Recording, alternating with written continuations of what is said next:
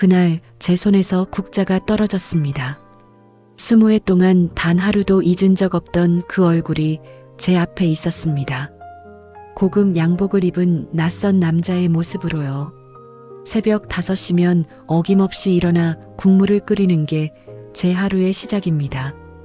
20년째 똑같은 일상이에요. 중앙시장 골목 안쪽 미숙인의 간판을 단 작은 국밥집이 제 전부였습니다. 손님들은 대부분 시장 상인들이에요. 김철수 할아버지처럼 20년 넘게 저를 지켜봐 온 분들이죠. 미숙이, 오늘도 국물 맛이 좋구만. 김철수 할아버지가 해장국을 후루룩 드시며 말씀하셨습니다. 청가물 가게를 운영하시는 분인데 매일 아침 첫 손님으로 오세요. 감사합니다, 할아버지. 많이 드세요. 전 늘 그렇듯 웃으며 대답했습니다. 하지만 웃는 얼굴 뒤에 숨긴 아픔은 아무도 몰라요. 손목의 관절염이 국자를 들 때마다 저를 괴롭혔지만 내색할 수 없었습니다. 이 가게가 없으면 전 아무것도 아니니까요. 점심시간이 지나고 오후가 되자 손님들이 뜸해졌습니다. 설거지를 하고 있는데 가게 문이 열렸어요.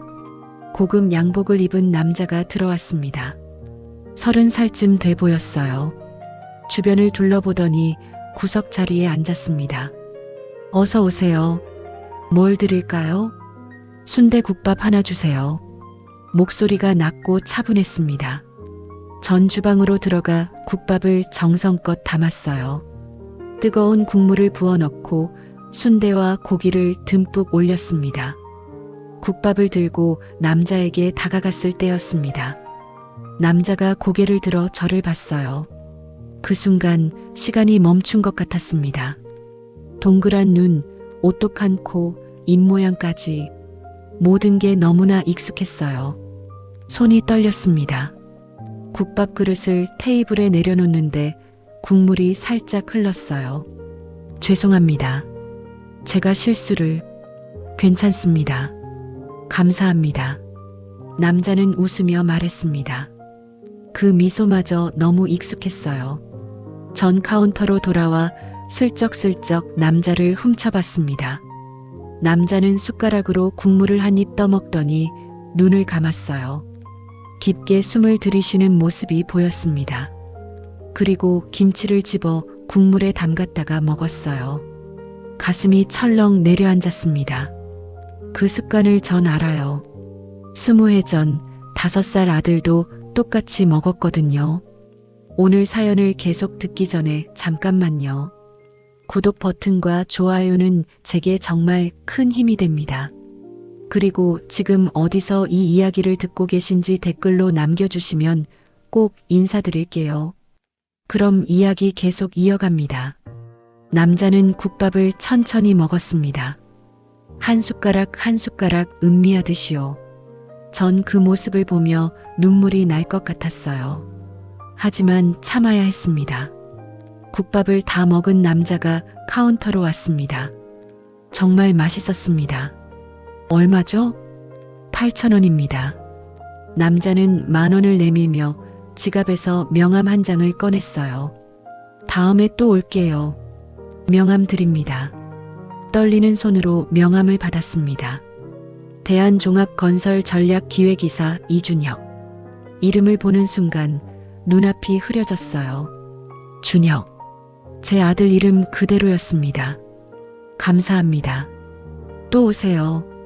겨우 그 말만 했어요. 더 이상 말을 이어갈 수가 없었습니다. 남자가 가게를 나서자 전 그 자리에 주저앉았습니다. 온몸에 힘이 쭉 빠져나갔어요.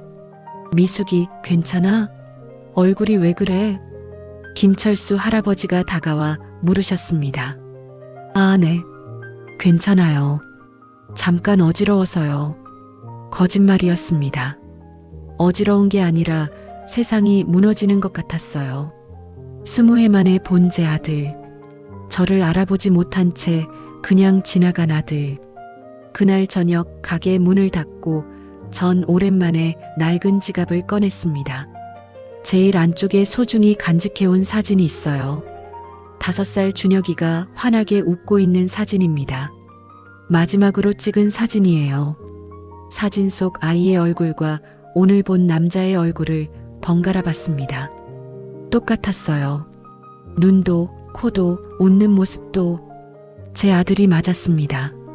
명함을 다시 꺼내봤어요. 이준혁이라는 이름을 손가락으로 쓰다듬었습니다. 20해 동안 단 하루도 잊지 못한 이름. 밤마다 불러보던 이름. 그날 밤 전 잠을 이룰 수 없었습니다. 준혁이가 다시 올까? 혹시 저를 알아볼까? 아니면 영영 모른 채 지나갈까? 수없이 많은 생각이 머릿속을 맴돌았어요. 하지만 한 가지는 확실했습니다. 제 아들이 살아있고 건강하게 자랐다는 것. 그것만으로도 감사했습니다. 창밖을 보니 달이 밝았어요. 저 달 아래 어딘가에서 준혁이도 잠들어 있겠죠. 전달을 보며 조용히 속삭였습니다. 준혁아, 엄마야. 엄마가 여기 있어. 대답은 없었습니다. 하지만 괜찮았어요. 20해 만에 아들을 봤으니까요. 그것만으로도 충분했습니다. 그날 밤 전 오래된 기억 속으로 돌아갔습니다. 23해 전으로요. 그때 전 28이었습니다. 서울 구로공단에 있는 봉제 공장에서 재단사로 일했어요. 매일 아침 7시에 출근해서 저녁 8시까지 일했습니다. 힘들었지만 불평하지 않았어요. 가난해도 성실하게 살면 언젠가 좋은 날이 올 거라고 믿었습니다. 어느 날 회사에 큰 손님이 오셨어요. 정장을 입은 남자분이었습니다. 나중에 알고 보니 우리 공장에 옷을 납품받는 회사 사장님이셨죠. 이재훈이라는 분이었어요. 그분은 공장을 둘러보시다가 제가 일하는 모습을 유심히 보셨습니다. 전 열심히 천을 재단하고 있었어요. 한 땀 한 땀 정성껏 하는 게 제 자랑이었습니다. 참 꼼꼼하게 일하시네요. 재훈 씨가 말을 걸어왔어요. 네, 감사합니다. 전 고개만 숙이고 일을 계속했습니다. 부잣집 사람과는 어울리지 않는다고 생각했거든요. 하지만 재훈 씨는 그 뒤로도 자주 공장에 오셨어요. 그러다 어느 날 퇴근길에 우연히 마주쳤습니다. 혹시 시간 있으시면 커피 한 잔 하실래요? 처음엔 거절하려 했어요. 하지만 재훈 씨의 눈빛이 진심이라는 걸 느꼈습니다. 그렇게 시작된 만남이 석 달 동안 이어졌어요. 재훈 씨는 따뜻한 사람이었습니다. 제 이야기를 잘 들어주셨고 늘 존중해 주셨어요. 전 처음으로 사랑이라는 걸 알았습니다. 그러던 어느 날 제가 임신을 했다는 걸 알게 됐어요. 놀랍고 두려웠습니다. 하지만 재훈 씨는 제 손을 꼭 잡으며 말했어요. 미숙 씨, 제가 책임질게요. 결혼합시다. 전 믿을 수 없었습니다. 저 같은 공장 노동자와 결혼하겠다니요. 결혼식은 조촐하게 치렀어요. 친구 몇 명만 부른 작은 식이었습니다. 재훈 씨 가족들은 아무도 오지 않았어요. 그때 이상하다고 느꼈어야 했는데 전 너무 행복해서 눈치채지 못했습니다. 결혼 후 재훈 씨 집으로 들어갔어요. 큰 저택이었습니다. 전 처음 보는 그런 집이었어요. 시어머니 박순자 여사가 현관에서 저를 맞았습니다. 들어오세요. 말은 그렇게 했지만 표정은 차갑기만 했어요. 시어머니는 저를 위아래로 훑어보더니 고개를 돌렸습니다. 첫 저녁 식사 자리가 지옥이었어요. 시어머니는 계속 제 출신을 물었습니다. 학교는 어디까지 나왔나요? 고등학교 졸업했습니다. 부모님은 뭐 하시나요? 돌아가셨습니다. 형제는? 없습니다. 질문이 끝날 때마다 시어머니의 얼굴은 더 굳어졌어요. 재훈 씨는 옆에서 아무 말도 하지 못했습니다. 그날부터 시작된 고통이 5년간 이어졌어요. 임신한 몸으로도 집안일을 다 해야 했습니다. 시어머니는 아침 6시면 저를 깨웠어요. 며느리가 시어머니보다 늦게 일어나면 되겠어요? 몸이 무거워 움직이기 힘들었지만 참아야 했습니다. 재훈 씨는 회사 일로 늘 바빴어요. 집에 거의 없었습니다. 10달 만에 아들을 낳았어요. 준혁이었습니다. 아기를 처음 안았을 때의 그 감동을 잊을 수가 없어요. 작고 따뜻한 생명이 제 품에 있었습니다. 잘 키워야 해요. 이 집안의 대를 이을 아이니까. 시어머니는 그 말만 하셨어요. 축하한다는 말은 없었습니다. 산후조리는 꿈도 꾸지 못했어요. 일주일 만에 일어나 집안일을 시작했습니다. 몸은 회복되지 않았지만 어쩔 수 없었어요. 시어머니가 가만히 두지 않았거든요. 준혁이는 무럭무럭 자랐습니다. 첫 돌, 두 돌, 세 돌이 지나갔어요. 아이를 키우는 게 힘들었지만 행복했습니다. 준혁이의 웃음소리가 제게는 전부였어요. 하지만 준혁이가 5살이 되던 해 모든 게 무너졌습니다. 어느 날 준혁이가 놀다가 넘어져 무릎에 멍이 들었어요. 아이들은 의뢰 그러는 거잖아요. 전 소독약을 발라주고 괜찮다고 달랬습니다. 그런데 며칠 뒤 시어머니가 준혁이를 데리고 병원에 다녀오셨어요. 준혁이 몸에 멍이 왜 이렇게 많죠? 놀다가 넘어져서 그런 거예요. 아이를 제대로 돌보지 않는 거 아니에요? 시어머니의 목소리가 날카로웠습니다. 그때부터 이상한 일들이 벌어졌어요. 가정부 아주머니가 저를 이상하게 쳐다봤습니다. 재훈 씨도 점점 저를 의심하는 눈빛으로 봤어요. 당신 준혁이한테 손 찍어만 적 있어? 무슨 말씀이세요? 제가 왜 우리 아들을... 어머니가 그러시는데 준혁이가 자꾸 다친대. 놀다가 다친 거예요. 하지만 재훈 씨는 제 말을 믿지 않았습니다. 석 달 뒤 집에 법원 서류가 날아왔어요. 이혼 소송이었습니다. 아동학대를 이유로 한 이혼 청구라고 적혀 있었어요. 전 믿을 수가 없었습니다. 제가 준혁이를 학대했다고요? 제 목숨보다 소중한 아이를요? 재판이 시작됐어요. 국선 변호사님이 배정됐지만 소용없었습니다. 상대편에는 유명한 변호사들이 5명이나 있었어요. 가정부가 증인으로 나왔습니다. 여러 번 목격했습니다. 부인이 아이를 때리는 걸요. 거짓말이었어요. 하지만 증거 사진들이 제출됐습니다. 준혁이 몸에 멍 사진들이었어요. 전 억울해서 소리쳤습니다. 놀다가 다친 거예요. 제가 때린 게 아니에요. 하지만 판사님은 저를 차갑게 보기만 했습니다. 판결이 나왔어요. 이혼 인정, 친권은 아버지에게, 양육권도 아버지에게, 면접교섭권조차 없었습니다. 법정을 나오는데 다리에 힘이 풀렸어요. 모든 게 끝난 거였습니다. 마지막으로 준혁이를 보려고 했어요. 집으로 달려갔지만 경비원들이 막았습니다. 출입 금지 명단에 올라 있습니다. 제발요. 아들 얼굴만 한 번만 봐요. 안 됩니다. 그때 시어머니가 나오셨어요. 준혁이 손을 잡고 계셨습니다. 엄마. 준혁이가 저를 보고 달려오려 했어요. 하지만 시어머니가 아이를 꽉 붙잡았습니다. 준혁아, 저 사람은 나쁜 사람이야. 가까이 가면 안 돼. 엄마는 나쁜 사람이 아니에요. 들어가자, 준혁아. 시어머니는 준혁이를 데리고 집 안으로 들어갔어요. 문이 닫혔습니다. 전 그 앞에서 한참을 울었습니다. 5살 준혁이와의 마지막 모습이었어요. 그날 이후 전 아들을 다시는 보지 못했습니다. 준혁 씨는 그 뒤로 자주 가게에 왔습니다. 일주일에 2~3번씩이었어요. 처음엔 점심시간에만 왔는데 점점 저녁 늦게도 들렀습니다. 전 준혁 씨가 올 시간이 되면 마음이 두근거렸어요. 오늘도 올까? 혹시 오늘은 안 올까? 가게 문이 열릴 때마다 고개를 들어 확인했습니다. 준혁 씨가 들어오면 전 더 정성껏 국밥을 준비했어요. 국물을 더 진하게 끓이고 고기를 더 많이 넣었습니다. 순대도 제일 좋은 것으로 골랐어요. 준혁 씨는 그걸 눈치채지 못한 것 같았습니다. 오늘도 정말 맛있네요.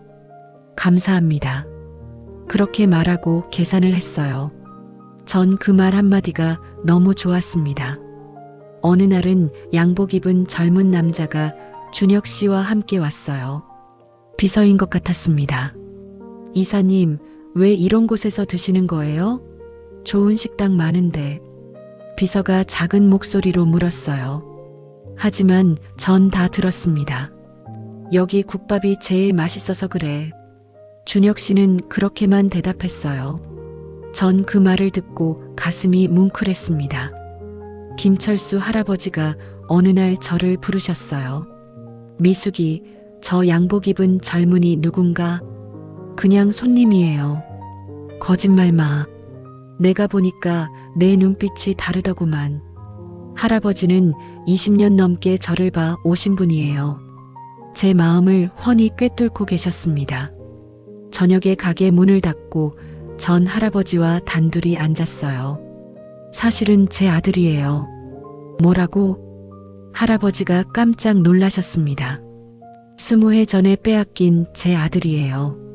전 할아버지께 모든 걸 말씀드렸습니다. 강제로 당한 이혼, 빼앗긴 아이, 지난 20년의 아픔까지요. 할아버지는 제 이야기를 듣고 눈시울을 붉히셨어요. 미숙이, 그 아이한테 말해야지. 안 돼요. 왜? 준혁이가 절 나쁜 사람이라고 배웠을 거예요. 만약 제가 엄마라고 말하면 거부할 거예요. 그래도 진실은 밝혀야 해. 무서워요, 할아버지. 아들한테 거부당하는 게 제일 무서워요. 할아버지는 한숨을 쉬셨습니다. 미숙이 맘은 알겠네만 그래도 언젠간 말해야 해. 전 고개를 저었어요. 지금처럼 멀리서라도 보는 게 좋았습니다. 2주일쯤 지났을 때였어요. 그날은 비가 내렸습니다. 장대비가 쏟아졌어요. 준혁 씨가 우산도 없이 가게 문을 열고 들어왔습니다. 옷이 흠뻑 젖어 있었어요. 어머, 우산은요? 전 깜짝 놀라 수건을 가져왔습니다. 차에 두고 왔어요. 비 이렇게 오는데 감기 걸리시겠어요. 전 수건을 준혁 씨에게 건넸어요. 준혁 씨가 수건을 받아 머리를 닦았습니다. 그때 제 손이 준혁 씨 손에 살짝 닿았어요. 준혁 씨가 잠시 동작을 멈췄습니다. 전 황급히 손을 뗐어요. 죄송합니다. 아니에요. 괜찮습니다. 준혁 씨는 이상한 표정을 지었어요. 무언가 생각하는 것 같았습니다. 하지만 곧 고개를 저으며 자리에 앉았어요. 전 주방으로 들어가 손을 꽉 쥐었습니다. 아들의 손을 20해 만에 만졌어요. 그 감촉이 아직도 손에 남아 있었습니다. 국밥을 내오는데 손이 계속 떨렸어요. 준혁 씨는 국밥을 먹다가 멍하니 허공을 바라봤습니다. 괜찮으세요? 네, 그냥. 옛날 생각이 나서요. 옛날 생각이요? 어렸을 때 누가 저한테 밥을 먹여주던 기억이 어렴풋이 나는 것 같아서요. 준혁 씨는 고개를 저었어요. 근데 누군지는 기억이 안 나요. 그냥 따뜻한 느낌만 남아 있어요.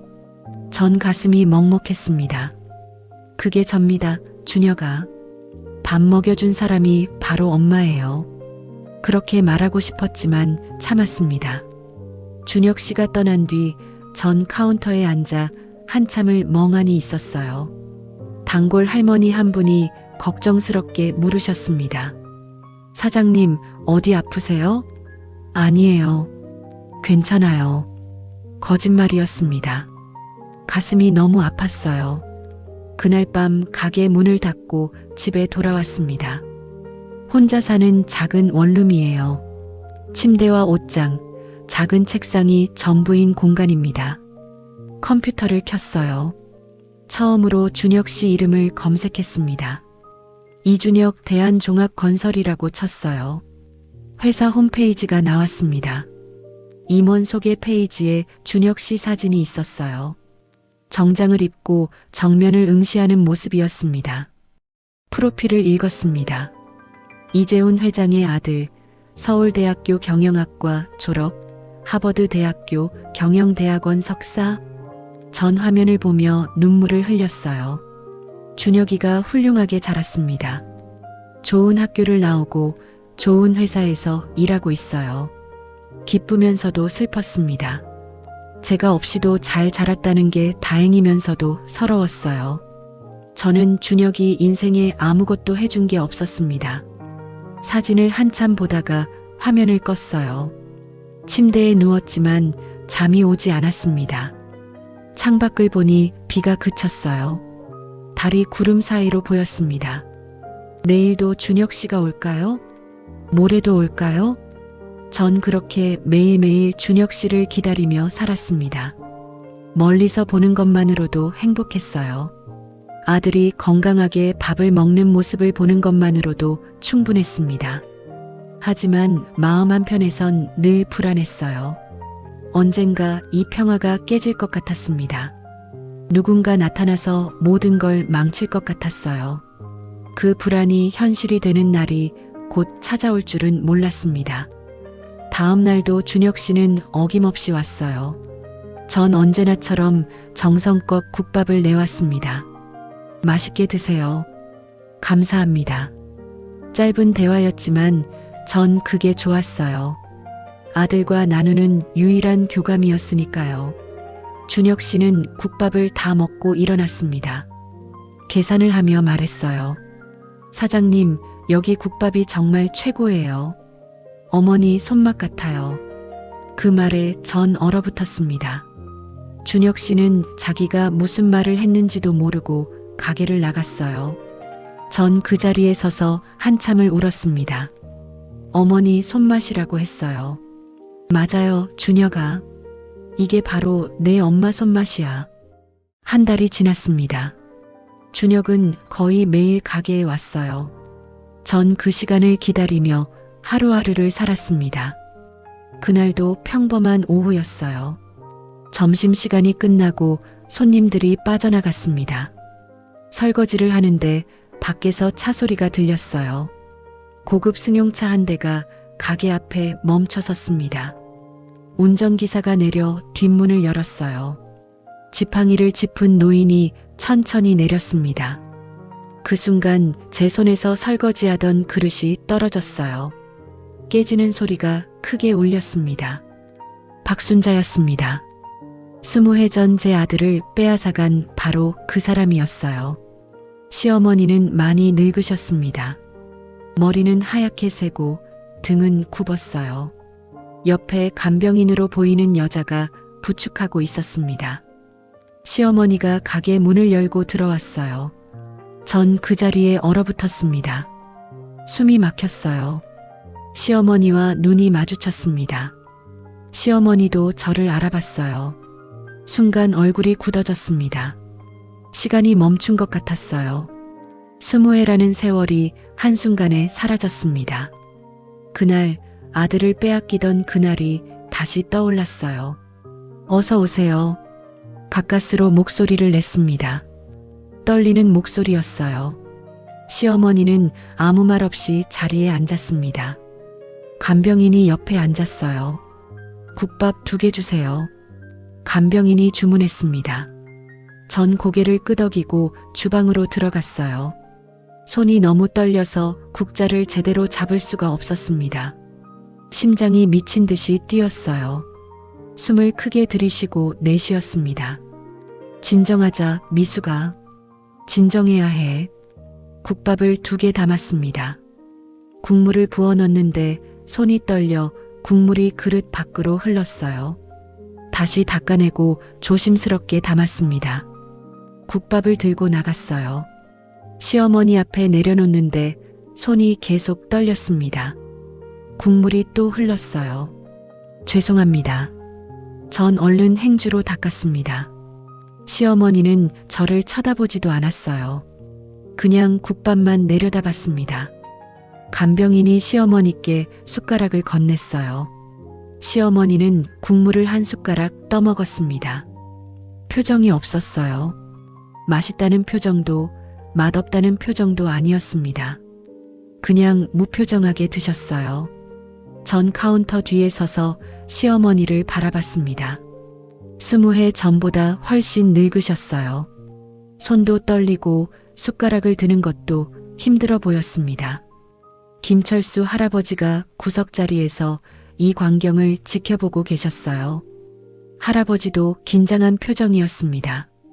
시어머니는 국밥을 반쯤 드시고 숟가락을 내려놓으셨어요. 간병인이 물을 건넸습니다. 그때 시어머니가 고개를 들어 저를 봤어요. 눈이 마주쳤습니다. 시어머니의 눈빛이 예전과 달랐어요. 차갑고 날카롭던 눈빛이 아니었습니다. 뭔가 흐릿하고 피곤해 보였어요. 전 시어머니를 똑바로 바라봤습니다. 도망치고 싶었지만 참았어요. 더 이상 주눅 들고 싶지 않았습니다. 시어머니가 입을 열었어요. 계산. 그게 다였습니다. 간병인이 일어나 카운터로 왔어요. 얼마예요? 16,000원입니다. 간병인이 돈을 냈어요. 시어머니는 지팡이를 짚고 천천히 일어났습니다. 가게를 나가려던 순간 시어머니가 멈춰 섰어요. 저를 다시 한번 돌아봤습니다. 전 시어머니를 향해 한 발짝 다가섰어요. 말하고 싶었습니다. 준혁이는 제 아들이에요. 제게 돌려주세요. 하지만 목소리가 나오지 않았어요. 시어머니는 고개를 돌려 밖으로 나갔습니다. 간병인이 부축해서 차에 태웠어요. 차가 천천히 출발했습니다. 전 그 자리에 주저앉았어요. 온몸에 힘이 빠졌습니다. 김철수 할아버지가 달려오셨어요. 미숙이 괜찮아? 할아버지. 전 울음을 터뜨렸습니다. 20해 동안 참았던 감정이 폭발했어요. 저 사람이 제 아들을 빼앗아 갔어요. 저 사람 때문에 전 20해를 혼자 살았어요. 할아버지는 제 등을 두드려 주셨어요. 다 지나간 일이야. 이제 괜찮아. 안 괜찮아요. 하나도 괜찮지 않아요. 전 한참을 울었습니다. 손님들이 신경 쓰였지만 멈출 수가 없었어요. 그날 저녁 정각에 문을 일찍 닫았습니다. 더 이상 장사할 기력이 없었어요. 집에 돌아와 침대에 누웠습니다. 천장을 멍하니 바라봤어요. 왜 나타난 걸까요? 20해 만에 왜 제 앞에 나타난 거죠? 준혁이 때문일까요? 준혁이가 이 가게를 다닌다는 걸 아신 걸까요? 온갖 생각이 머릿속을 맴돌았습니다. 한편 박순자는 차 안에서 창밖을 보고 있었어요. 간병인이 조심스럽게 물었습니다. 어르신 괜찮으세요? 얼굴이 안 좋으신데요. 박순자는 대답하지 않았습니다. 그냥 눈을 감았어요. 강미숙, 20해 만에 본 며느리였습니다. 많이 늙었지만 눈빛은 여전히 강했어요. 박순자는 가슴이 답답했습니다. 20해 전 자신이 저지른 일이 떠올랐어요. 거짓말, 조작, 위증, 모든 게 자신의 잘못이었습니다. 집에 도착한 박순자는 서재로 들어갔어요. 간병인에게 혼자 있고 싶다고 말했습니다. 서재 구석에 있는 오래된 상자를 꺼냈어요. 20해 동안 한 번도 열어보지 않았던 상자였습니다. 뚜껑을 열었어요. 안에는 오래된 서류들이 가득했습니다. 이혼 소송 서류, 위증 진술서, 조작된 증거 사진들. 박순자는 서류를 하나하나 꺼내봤어요. 가정부에게 돈을 주고 받은 거짓 진술서, 준혁이의 멍 사진들, 모두 자신이 만든 거짓이었습니다. 서류 맨 밑에 사진 한 장이 있었어요. 젊은 시절에 강미숙과 5살 준혁이가 함께 웃고 있는 사진이었습니다. 박순자는 사진을 오래 바라봤어요. 눈물이 흘렀습니다. 미안하구나. 박순자는 중얼거렸습니다. 정말 미안하구나. 하지만 이미 늦었어요. 20해라는 시간은 돌이킬 수 없었습니다. 박순자는 사진을 가슴에 안았어요. 그리고 한참을 울었습니다. 밤이 깊었습니다. 서울 하늘 아래 두 여자가 각자의 방에서 울고 있었어요. 한 명은 빼앗긴 아들 때문에, 또 한 명은 저지른 죄 때문에. 20해의 세월이 만든 상처는 너무 깊었습니다. 그날 준혁이 처음으로 다른 사람과 함께 왔습니다. 젊은 여자였어요. 점심시간이었습니다. 가게 문이 열리고 준혁이 들어왔어요. 그 뒤로 깔끔한 정장을 입은 여자가 따라 들어왔습니다. 키가 크고 단정한 인상이었어요. 준혁과 잘 어울려 보였습니다. 두 사람은 나란히 자리에 앉았어요. 여자는 가게 안을 둘러봤습니다. 그 시선이 날카로웠어요. 어서 오세요. 뭘 드릴까요? 전 평소처럼 밝게 인사했습니다. 국밥 2개 주세요. 준혁이 주문했어요. 네, 금방 나옵니다. 전 주방으로 들어갔습니다. 가슴이 두근거렸어요. 저 여자는 누굴까요? 회사 동료일까요? 아니면 여자친구일까요? 국밥을 2개 담았습니다. 준혁 것에는 평소처럼 고기를 더 넣었어요. 무의식적으로 그렇게 했습니다. 국밥을 가져다 놓았어요. 여자가 2 그릇을 번갈아 보더니 준혁 것을 봤습니다. 준혁 건 고기가 더 많네요. 전 깜짝 놀랐습니다. 들킨 거예요. 아, 그게 말이 나오지 않았어요. 죄송해요. 제가 실수를. 괜찮습니다. 단골 손님이니까 그러시는 거죠? 여자가 미소를 지으며 말했어요. 하지만 그 미소가 왠지 차가웠습니다. 전 고개를 끄덕이고 카운터로 돌아왔어요. 손이 떨렸습니다. 여자는 국밥을 먹으면서도 계속 저를 봤어요. 관찰하는 것 같았습니다. 불편했지만 모른 척했어요. 준혁는 평소처럼 맛있게 드셨습니다. 하지만 여자는 자꾸 준혁과 저를 번갈아 봤어요. 식사가 끝나고 준혁이 화장실에 갔습니다. 그 사이 여자가 카운터로 왔어요. 명함을 꺼내 건넸습니다. 안녕하세요. 윤정아라고 합니다. 명함을 받아봤어요. 법무법인 정혜 변호사 윤정아라고 적혀 있었습니다. 혹시 법률 상담 필요하시면 언제든 연락 주세요. 감사합니다. 정아 씨는 저를 똑바로 보며 말했어요. 사장님, 준혁이를 잘 아시나 봐요? 아니에요. 그냥 단골 손님일 뿐이에요. 그렇군요. 정아 씨는 미소 지었지만 눈빛은 여전히 날카로웠습니다. 준혁이 화장실에서 나왔어요. 두 사람은 계산하고 가게를 나갔습니다. 전 그들이 떠난 뒤 한숨을 쉬었어요. 뭔가 들킨 것 같았습니다.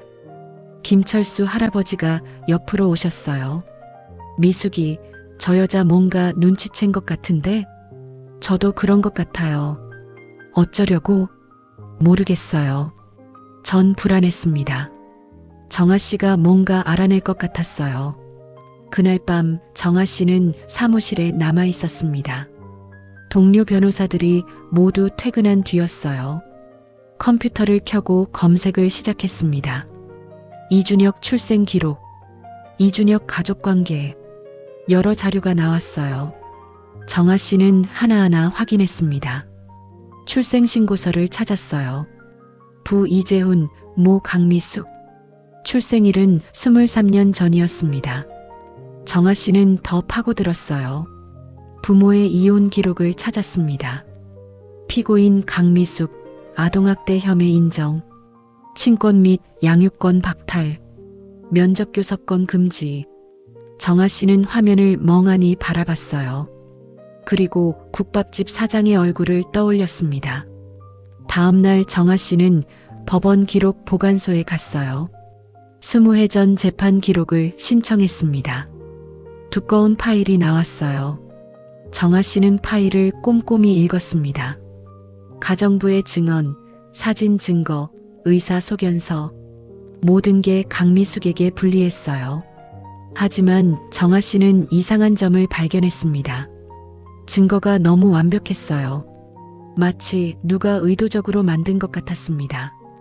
국선 변호사 이름을 확인했어요. 박정훈 변호사. 정아 씨는 박정훈 변호사를 찾기 시작했습니다. 현재는 은퇴했다는 걸 알아냈어요. 며칠 뒤 정아 씨는 박정훈 변호사의 집을 찾아갔습니다. 작은 아파트였어요. 안녕하세요. 윤정아 변호사라고 합니다. 어떻게 오셨습니까? 20해 전 강미숙 씨 사건에 대해 여쭤보려고요. 박정훈 변호사의 표정이 어두워졌습니다. 그 사건, 들어오세요. 두 사람은 거실에 마주 앉았어요. 그 사건이 제 평생 한으로 남았습니다. 박정훈 변호사가 무거운 목소리로 말했어요. 강미숙 씨는 무고했어요. 전 확신합니다. 어떻게 하셨어요? 증거가 너무 완벽했어요. 그게 오히려 이상했죠. 박정훈 변호사는 당시 상황을 설명했습니다. 가정부의 위증, 조작된 사진, 재벌가의 압력. 전 싸워봤지만 소용없었어요. 상대방 변호사가 5명이나 됐고 모두 유명한 사람들이었죠. 정아 씨는 고개를 끄덕였어요. 강미숙 씨는 지금 어디 계신가요? 모릅니다. 재판 후 연락이 끊겼어요. 정아 씨는 인사하고 나왔습니다. 모든 퍼즐이 맞춰졌어요. 국밥집 사장이 강미숙, 준혁의 친어머니, 억울하게 아들을 빼앗긴 여자. 정아 씨는 차에 앉아 생각했습니다. 준혁에게 말해야 할까요? 아니면 강미숙 씨를 먼저 만나야 할까요? 고민 끝에 정아 씨는 결정했어요. 먼저 강미숙 씨를 만나기로요. 며칠 뒤 저녁이었습니다. 가게 문을 닫으려는데 정아 씨가 들어왔어요. 사장님, 잠깐 이야기 좀 나눌 수 있을까요? 전 긴장했습니다. 무슨 이야기인데요? 준혁 어머니에 대해서요. 그 말에 전 얼어붙었어요. 저는 강미숙 씨 맞으시죠? 정아 씨가 조용히 물었습니다. 전 대답할 수 없었어요. 그저 고개만 숙였습니다. 앉으세요. 이야기 좀 합시다. 정아 씨가 의자를 가리켰어요. 전 떨리는 다리로 의자에 앉았습니다. 모든 게 끝난 것 같았어요. 정아 씨는 가방에서 서류를 꺼냈습니다. 이혼 소송 기록이었어요. 이걸 봤습니다. 전 서류를 보며 눈물이 났어요. 20해 전 그날이 떠올랐습니다. 사실을 말씀해 주세요. 정말 준혁이를 학대하신 건가요? 아니에요. 전 고개를 저었어요. 절대 아니에요. 전 준혁이를 사랑했어요. 제 목숨보다 소중한 아이였어요. 그럼 왜 이런 판결이? 조작됐어요. 시어머니가 모든 걸 꾸민 거예요. 전 울면서 모든 걸 털어놓았습니다. 거짓 증언, 조작된 증거, 빼앗긴 아들. 20해간 숨겨왔던 진실을 다 말했어요. 정아 씨는 제 이야기를 끝까지 들었습니다. 준혁이한테 말해야 합니다. 안 돼요. 전 고개를 저었어요. 제발 말하지 마세요. 준혁이가 행복하게 사는 걸로 충분해요. 하지만 진실이 뭐가 중요해요? 준혁이가 저를 나쁜 사람이라고 배웠을 거예요. 만약 제가 엄마라고 말하면 거부할 거예요. 정아 씨는 한숨을 쉬었어요. 사장님, 준혁이는 알 권리가 있어요. 전 더 이상 말할 수 없었습니다. 그저 울기만 했어요. 정아 씨는 제 손을 잡았습니다. 제가 조심스럽게 말할게요. 믿어주세요. 전 고개를 끄덕일 수밖에 없었어요. 이제 모든 게 드러날 거였습니다. 정아 씨와 헤어진 그날 밤, 전 잠을 이룰 수 없었습니다. 이제 모든 게 끝날 거예요. 준혁이가 진실을 알게 되면 어떻게 될까요? 저를 원망할까요? 아니면 거부할까요? 며칠이 지났습니다. 전 불안한 마음으로 가게 일을 했어요. 준혁이는 평소처럼 찾아왔습니다. 아무것도 모른 채요. 오늘도 맛있네요. 준혁이 웃으며 말했어요. 전 그 미소가 마지막이 될까봐 두려웠습니다. 한편 박순자는 병원에 있었어요. 정밀 검사를 받고 결과를 기다리고 있었습니다. 담당 의사가 들어왔어요. 어르신, 검사 결과가 좋지 않습니다. 얼마나 남았습니까? 박순자는 담담하게 물었어요. 길어야 6개월입니다. 의사는 조심스럽게 대답했습니다. 박순자는 고개를 끄덕였어요. 예상했던 일이었습니다. 알겠습니다. 항암 치료를 시작하시면 필요 없습니다. 집으로 갑시다. 박순자는 간병인에게 말했어요. 차를 타고 집으로 돌아오는 길이었습니다. 박순자는 창밖을 보며 생각했어요. 6개월. 죽기 전에 해야 할 일이 있었습니다. 집에 도착한 박순자는 서재로 들어갔어요. 오래된 상자를 다시 꺼냈습니다. 20회 전의 서류들이 가득 담긴 상자였어요. 박순자는 서류를 하나하나 펼쳐봤습니다. 거짓 진술서, 조작된 사진, 위증 증거, 모두 자신이 만든 것들이었어요.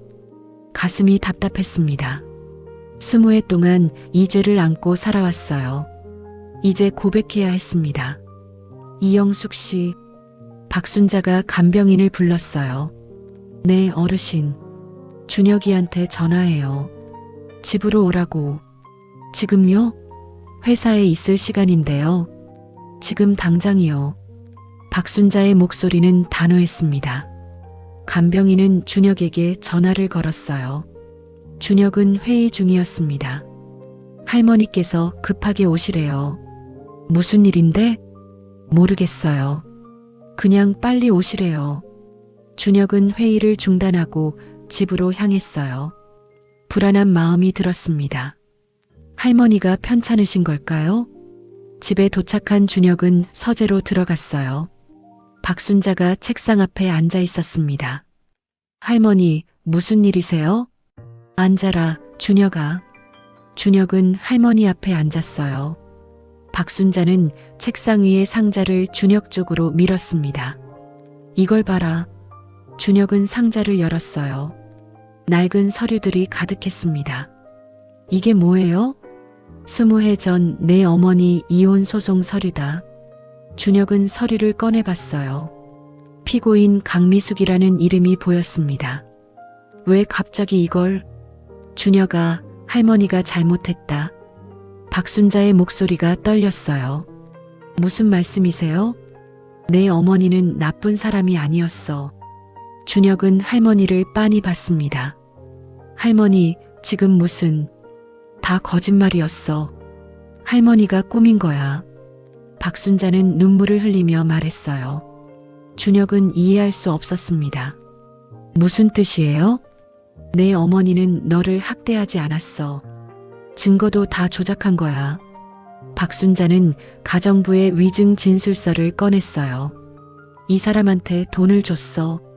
거짓으로 증언하라고. 준혁은 서류를 떨리는 손으로 받았습니다. 왜 그런 짓을 하신 거예요? 할머니가 미안하다. 그때는 공장 출신 며느리를 받아들일 수 없었어. 박순자는 고개를 숙였어요. 내 어머니를 쫓아내고 싶었어. 그래서 거짓말을 만들었지. 준혁은 믿을 수가 없었어요. 손에 든 서류가 떨렸습니다. 그럼 엄마는? 내 엄마는 억울하게 아들을 빼앗긴 거야. 준혁은 머리가 하얗게 변했어요. 20회 동안 믿었던 모든 게 무너졌습니다. 엄마는 지금 어디 있어요? 최근에 봤어. 시장에 있는 국밥집에서. 그 말을 듣는 순간 준혁은 얼어붙었어요. 시장 국밥집. 자신이 매일 가던 바로 그곳. 설마. 그래. 내가 자주 가는 그 국밥집 사장이 내 엄마야. 준혁은 일어섰습니다. 온몸이 떨렸어요. 할머니. 더 이상 말이 나오지 않았습니다. 준혁은 서재를 나갔어요. 박순자는 준혁의 뒷모습을 보며 눈물을 흘렸습니다. 미안하다, 준혁아. 준혁은 집을 나와 차에 올랐어요. 비서가 물었습니다. 이사님, 어디로 가시겠습니까? 회사로. 하지만 준혁은 회사로 가지 않았어요. 차를 몰고 한강으로 향했습니다. 강변에 차를 세우고 준혁은 밖으로 나왔어요. 한강을 바라보며 서 있었습니다. 머릿속이 복잡했어요. 국밥집 사장님, 늘 따뜻하게 대해주시던 분, 고기를 더 넣어주시던 분, 그분이 엄마였습니다. 준혁은 그동안의 일들을 떠올렸어요. 사장님이 자신을 바라보던 눈빛, 손이 닿았을 때 떨리던 모습, 국밥을 내올 때마다 조심스러워하던 태도, 모든 게 이해됐습니다. 준혁은 주먹을 꽉 쥐었어요. 분노가 치밀어 올랐습니다. 할머니에게, 아버지에게, 그리고 자신에게. 왜 몰랐을까요? 왜 알아채지 못했을까요? 엄마가 바로 곁에 있었는데. 준혁은 핸드폰을 꺼냈어요. 정아에게 전화를 걸었습니다. 준혁? 정아씨, 다 알았어. 뭐래요? 국밥집 사장님이 내 엄마라는 거. 정아는 잠시 침묵했어요. 할머니한테 들었어? 응. 모든 걸 고백하시더라. 지금 어디야? 한강. 거기서 기다려. 금방 갈게. 30분 뒤 정아가 도착했어요. 준혁은 여전히 강을 바라보고 있었습니다. 준혁. 정아가 다가왔어요. 나 정말 바보였어. 준혁의 목소리가 떨렸어요. 매일 엄마 가게에 가서 밥을 먹었는데 몰랐어. 내 잘못이 아니야. 20해 동안 엄마를 나쁜 사람이라고 생각했어. 준혁은 고개를 숙였어요. 엄마는 날 보면서 얼마나 힘들었을까. 매일 날 보면서도 말 한마디 못하고. 정아는 준혁의 어깨에 손을 올렸습니다. 지금이라도 알게 된 게 다행이야. 지금 가봐야 할까? 가야지.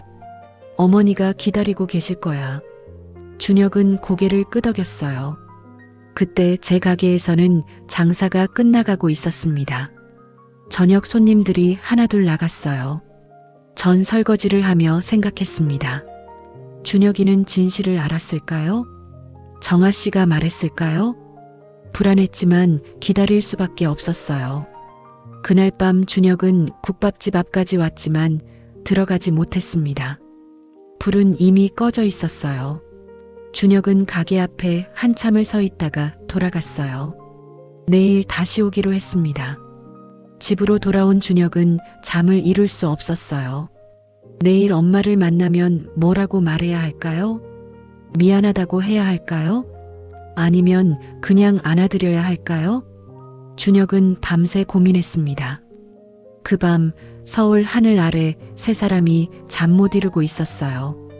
아들을 기다리는 엄마, 엄마를 만날 준비를 하는 아들, 그리고 죄를 고백한 할머니. 20회의 거짓이 무너지고 있었습니다. 다음 날도 전 평소처럼 가게 문을 열었습니다. 하지만 마음은 평소와 달랐어요. 준혁이가 올까요? 아니면 다시는 오지 않을까요? 점심시간이 지났습니다. 준혁은 오지 않았어요. 저녁 시간도 지났습니다. 여전히 오지 않았어요. 전 불안했습니다. 역시 저를 거부한 걸까요? 아들이 엄마를 원하지 않는 걸까요? 가게 문을 닫을 시간이 됐어요. 마지막 손님이 나가고 전 설거지를 시작했습니다. 손이 자꾸 멈췄어요. 집중할 수가 없었습니다. 그때 가게 문이 열렸어요. 전 뒤를 돌아봤습니다. 준혁이었습니다. 심장이 멈추는 것 같았어요. 준혁은 문 앞에 서서 저를 바라봤습니다. 표정이 평소와 달랐어요. 죄송한데 영업 끝났나요? 아니에요. 들어오세요. 떨리는 목소리로 대답했습니다. 준혁이가 천천히 들어와 자리에 앉았어요. 전 손을 닦으며 준혁 앞으로 갔습니다. 뭘 드릴까요? 국밥은 괜찮습니다. 준혁이가 저를 똑바로 봤어요. 이야기 좀 할 수 있을까요? 전 고개를 끄덕였습니다. 다리에 힘이 풀렸어요. 준혁 맞은편에 앉았습니다. 두 사람 사이에 침묵이 흘렀어요. 할머니한테 들었습니다. 준혁이가 먼저 입을 열었어요. 모든 걸 들었어요. 20해 전 일도 거짓말도. 전 고개를 숙였습니다. 눈물이 나올 것 같았어요. 사장님이, 아니, 어머니시죠? 그 말에 전 더 이상 참을 수 없었습니다. 눈물이 주르륵 흘렀어요. 미안해요, 준혁아. 처음으로 아들의 이름을 불렀습니다. 진작 말했어야 했는데 용기가 없었어요. 아니에요. 준혁의 목소리도 떨렸어요. 미안한 건 접니다. 20해 동안 어머니를 나쁜 사람이라고 생각했어요. 아니야. 내 잘못이 아니야. 전 고개를 저었어요. 넌 그렇게 배웠잖아. 할머니가 그렇게 가르쳤으니까. 준혁는 눈물을 닦았습니다. 매일 이 가게에 왔잖아요. 어머니가 만들어주신 국밥을 먹었는데 몰랐어요. 괜찮아. 이렇게라도 볼 수 있어서 행복했어. 전 웃으며 말했지만 눈물은 멈추지 않았어요. 준혁이가 손을 내밀었습니다. 전 떨리는 손으로 준혁이 손을 잡았어요. 20해 만에 아들의 손을 제대로 잡았습니다. 따뜻했어요. 이렇게 컸구나. 5살 때 작았던 손이 이렇게 컸어. 어머니, 준혁이가 불렀어요. 네, 준혁아. 정말 죄송해요. 20해 동안 혼자 계셨죠? 아니야. 엄마는 괜찮았어. 거짓말이었습니다. 괜찮지 않았어요. 하루하루가 지옥 같았어요. 하지만 아들 앞에서 그런 말 할 수 없었습니다. 준혁이가 일어났어요. 그리고 제 앞으로 와서 무릎을 꿇었습니다. 준혁아, 왜 그래? 용서해 주세요, 어머니. 준혁이가 고개를 숙였어요. 20해 동안 어머니를 오해했어요. 나쁜 사람이라고 생각했어요. 일어나, 준혁아. 전 준혁이를 일으켜 세웠어요. 내 잘못이 아니라니까. 엄마가 너무 보고 싶었어. 매일 너를 그리워했어. 두 사람은 서로를 안았습니다. 20해 만의 포옹이었어요. 전 준혁이를 꽉 안았습니다. 이렇게 컸구나. 엄마보다 키가 훨씬 크구나. 어깨도 이렇게 넓어졌네. 준혁이도 저를 꽉 안았어요. 두 사람은 한참을 그렇게 서 있었습니다. 잠시 후 준혁이가 물었어요. 어머니는 어디 사세요? 여기서 가까워. 걸어서 5분 거리야. 가봐도 될까요? 전 고개를 끄덕였습니다. 가게 문을 잠그고 준혁이와 함께 집으로 갔어요. 나란히 걸었습니다. 꿈만 같았어요. 다세대 주택 2층이 제 집이에요. 문을 열고 들어갔습니다. 좁지만 들어와. 준혁이가 집 안을 둘러봤어요. 작은 원룸이었습니다. 침대 하나, 옷장 하나, 작은 책상이 전부였어요. 준혁이의 시선이 벽에 걸린 액자에 멈췄습니다. 5살 준혁이 사진이었어요. 이거 내 마지막 사진이야. 20해 동안 매일 봤어. 준혁이는 사진을 보며 눈시울을 붉혔어요. 앉아, 준혁아. 전 준혁이를 의자에 앉혔습니다. 물을 따라 건넸어요. 어머니는 그동안 어떻게 사셨어요? 처음엔 식당에서 설거지했어. 여러 곳을 전전했지. 전 천천히 이야기했습니다. 돈을 모아서 5년 전에 저 국밥집을 샀어. 그게 엄마 전부야. 힘드셨겠어요. 아니야. 너를 생각하면 견딜 수 있었어. 준혁이가 제 손을 꽉 잡았어요. 이제부터 제가 어머니를 돌볼게요. 아니야. 괜찮아. 안 괜찮아요. 어머니 손 봐요. 준혁이가 제 손을 살펴봤습니다. 굳은 살이 가득했어요. 관절염으로 손가락이 휘어 있었습니다. 이게 다 국밥 만들면서 생긴 거죠? 나이 들면 으레 그래. 신경 쓰지 마. 병원 가셔야 해요. 괜찮아. 전 손을 빼려 했지만 준혁이가 놓아주지 않았어요. 어머니, 제발 제가 돌보게 해주세요. 20년을 못했잖아요. 준혁이의 목소리가 간절했습니다. 전 고개를 끄덕였어요. 더 이상 거부할 수 없었습니다. 고마워, 준혁아. 그날 밤 우리는 오래 이야기를 나눴어요. 준혁이의 지난 20해 이야기도 들었습니다. 할머니가 저를 정말 잘 키워주셨어요. 준혁이가 말했어요. 하지만 늘 뭔가 허전했어요. 엄마가 없다는 게. 할머니한테 화나지 않니? 화나죠. 하지만 할머니도 이제 많이 아프세요. 준혁이는 한숨을 쉬었어요. 암말기래요. 오래 못 사신대요.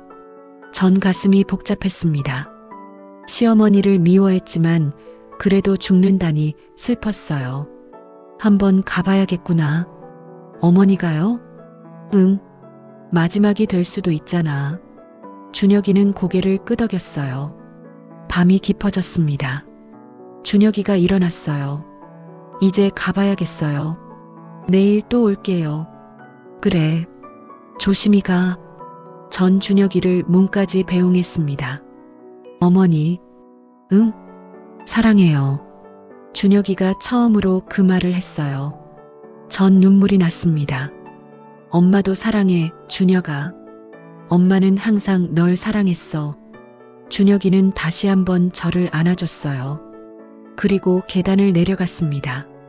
전 준혁이가 완전히 사라질 때까지 봤어요. 그리고 집 안으로 들어와 침대에 앉았습니다. 꿈이 아니었어요. 정말 준혁이가 왔어요. 아들이 저를 엄마라고 불렀어요. 전 베개를 꽉 안고 울었습니다. 기쁨의 눈물이었어요. 20해를 기다렸습니다. 이날을 위해 살아왔어요. 감사했습니다. 하늘에 감사했어요. 다시 만나게 해주셔서. 그날 밤 전 처음으로 편안하게 잠들었습니다. 20해 만에 처음으로요. 아들이 돌아왔습니다. 제 아들이 엄마 곁으로 돌아왔어요. 이제 시작이었습니다. 잃어버린 20년을 되찾는 시간이요. 1년이 흘렀습니다. 많은 것이 변했어요. 가장 먼저 변한 건 제 국밥집이었습니다. 좁은 시장 골목이 아니라 시장 입구 큰 상가 1층으로 옮겼어요. 준혁이가 도와줬습니다. 어머니, 더 이상 좁은 곳에서 힘들게 일하시면 안 돼요. 괜찮아. 엄마는 저기가 익숙해. 안 돼요. 새 가게로 가셔야 해요. 준혁이는 고집을 꺾지 않았어요. 결국 전세 가게로 이사했습니다. 상호는 여전히 미숙이네였어요. 하지만 넓고 깨끗해졌습니다. 직원도 2명 뽑았어요. 이제 혼자 모든 걸 하지 않아도 됐습니다. 준혁이는 매일 점심시간에 왔어요. 어김없이요. 회사 일이 아무리 바빠도 꼭 들렀습니다. 어머니, 오늘 국밥 주세요. 알았어. 금방 나와. 전 정성껏 국밥을 담았어요. 예전처럼 고기를 더 넣고 국물을 더 진하게 했습니다. 단골 할아버지 김철수도 따라왔어요. 새 가게가 멀지 않았거든요. 미숙이, 요즘 정말 좋아 보이네. 감사해요, 할아버지. 아들이 돌아와서 좋겠어. 네. 정말 감사해요. 전 매일 감사했습니다. 아침에 눈을 뜨면 이게 꿈인가 싶었어요. 정아 씨도 자주 왔습니다. 준혁이와 함께 오기도 하고 혼자 오기도 했어요. 어머님, 오늘 국밥 맛있어요. 고마워요, 정아야. 전 정아를 딸처럼 대했습니다. 정아도 저를 진짜 어머니처럼 따랐어요. 2 사람의 결혼 날짜도 잡혔습니다. 다음 달이에요. 전 설렜습니다. 아들의 결혼식에 당당히 참석할 수 있게 됐어요. 하지만 모든 게 순탄했던 건 아닙니다. 6개월 전 박순자가 세상을 떠났어요. 임종 며칠 전 준혁이가 전화했습니다. 어머니, 할머니가 어머니를 보고 싶대요. 나를? 네. 마지막 부탁이래요. 전 망설였습니다. 하지만 가기로 했어요. 준혁이와 함께 박순자 집에 갔습니다. 20해 만에 다시 간 그 집이었어요. 박순자는 침대에 누워 계셨어요. 많이 여위셨습니다. 눈만 간신히 뜨고 계셨어요. 어머님, 전 침대 곁에 앉았습니다. 미숙, 이구나. 박순자의 목소리는 가늘었어요. 미안하다. 괜찮아요. 아니야. 괜찮지 않아. 내가 너무 큰 죄를 지었어. 박순자가 눈물을 흘렸습니다. 20년. 내 인생을 망쳤어. 이제 다 지나간 일이에요. 전 박순자의 손을 잡았어요. 차가웠습니다. 준혁이를 잘 부탁해. 걱정 마세요. 용서해 줄 수 있니? 박순자가 떨리는 목소리로 물었어요. 전 잠시 망설였습니다. 20회의 아픔이 쉽게 지워지진 않았어요. 하지만 이제 준혁이가 돌아왔습니다. 더 이상 미워할 이유가 없었어요. 용서해요, 어머님. 박순자는 안도하는 표정을 지었어요. 고맙다. 정말 고맙다. 그게 박순자의 마지막 말이었습니다. 이틀 후 조용히 숨을 거두셨어요. 장례식은 조촐하게 치렀습니다. 전 상주 옆에 서 있었어요. 이제 당당히 가족으로서요. 장례를 마치고 준혁이가 말했습니다. 어머니, 할머니가 유언을 남기셨어요. 무슨? 어머니께 재산 일부를 드리래요. 아니야. 받을 수 없어. 할머니 뜻이에요. 속죄의 의미래요. 전 고개를 저었어요. 엄마는 필요 없어. 준혁이만 있으면 돼. 준혁이는 웃으며 저를 안아줬습니다. 그 돈으로 준혁이는 재단을 만들었어요. 미혼모 지원 재단이었습니다. 어머니가 겪으신 일을 다른 사람은 겪지 않았으면 해요. 준혁이의 말에 전 눈물이 났습니다. 재단은 법률 지원, 경제 지원, 심리 상담을 제공했어요. 많은 미혼모들이 도움을 받았습니다. 전 자문위원으로 참여했어요. 제 경험이 누군가에게 도움이 됐습니다. 어느 일요일이었어요. 준혁이가 아침 일찍 찾아왔습니다. 어머니, 산책 가실래요? 어디로? 한강이요. 전 준혁이와 함께 한강으로 갔어요. 맑은 날이었습니다. 둑길을 걸으며 준혁이가 말했습니다. 어머니, 어렸을 때 기억나요? 뭐가? 어머니랑 여기 왔던 것 같아요. 정말? 희미하지만 기억나요. 누가 제 손을 잡고 걸었어요. 따뜻했어요. 전 가슴이 뭉클했습니다. 맞아. 내가 5살 때 여기 왔었어. 그게 마지막이었죠? 응. 두 사람은 말없이 걸었습니다. 20해 전 그날처럼 손을 잡고요. 어머니, 응? 행복하세요? 너무 행복해. 너무 행복해서 가끔 무서울 정도야. 저도요. 어머니를 찾아서 정말 다행이에요. 준혁이가 제 손을 꽉 잡았어요. 가게로 돌아오니 새로운 사진이 걸려 있었습니다. 준혁이가 몰래 준비한 거였어요.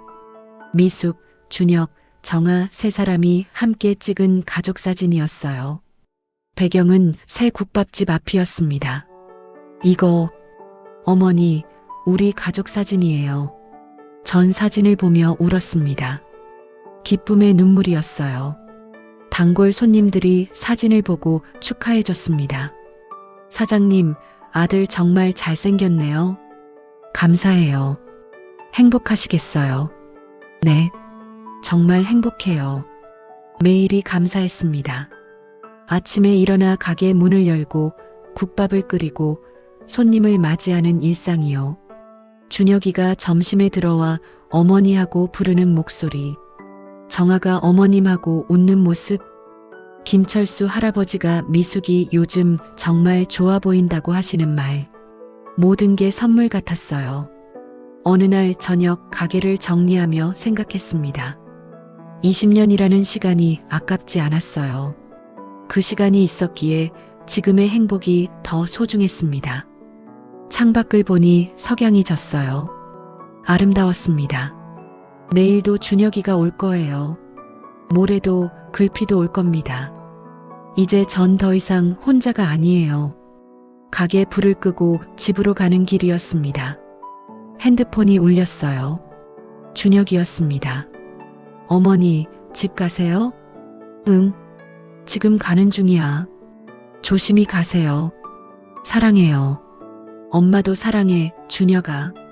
전화를 끊고 걸었습니다. 발걸음이 가벼웠어요. 집에 도착해 문을 열었습니다. 더 이상 텅 빈 방이 아니었어요.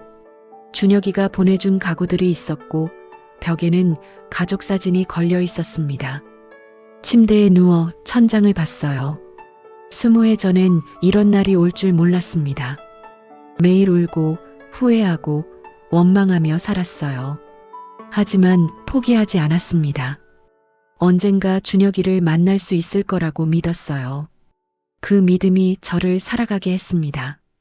이제 새로운 시작이에요. 잃어버린 20년을 되찾는 시간이 아니라 새로운 20년을 만들어가는 시간이요. 준혁이와 함께, 정아와 함께 가족으로 살아갈 시간입니다. 눈을 감았어요. 마음이 평화로웠습니다. 감사했습니다.